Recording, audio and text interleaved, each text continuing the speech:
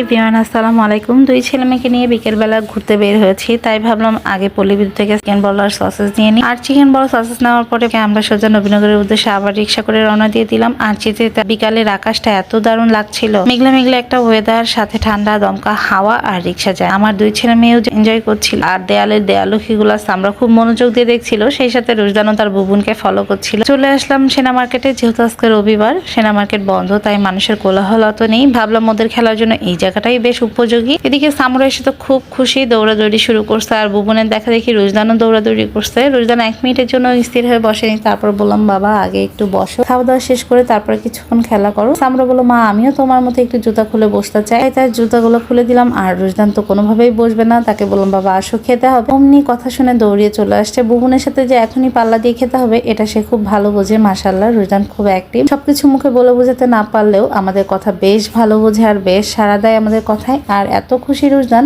সে না মুখে বলতে পারলেও তার কর্মকাণ্ডে বোঝাচ্ছে। বারবার এসে আমাকে আদর দিচ্ছিল। তারপরে খাওয়া দাওয়া শেষে ওদেরকে কিছুক্ষণ খেলাধুলা করিয়ে আব্বুকে ফোন দিলাম। আব্বু যেহেতু নবীনগরেই ছিল, তাই সামরা রুশদানকে নিয়ে রাস্তা পার হয়ে ও নানার কাছে যাচ্ছিলাম। যেহেতু ওর বাসায় গাছের পাতা ছেঁড়া একটা অভ্যাস আছে, এখানেও সে তাই শুরু করছে। আর সামরা তোর নানাকে দেখে খুব খুশি, খোশ গল্প শুরু করে দিচ্ছে। তারপরে সবশেষে আমি আর সামুরা লেবু শরবত খেলাম 2 গ্লাস। এই ছিল আমাদের আজকে বিকালের ছোট্ট একটা গল্প। Thanks for watching my video. আল্লাহ হাফেজ।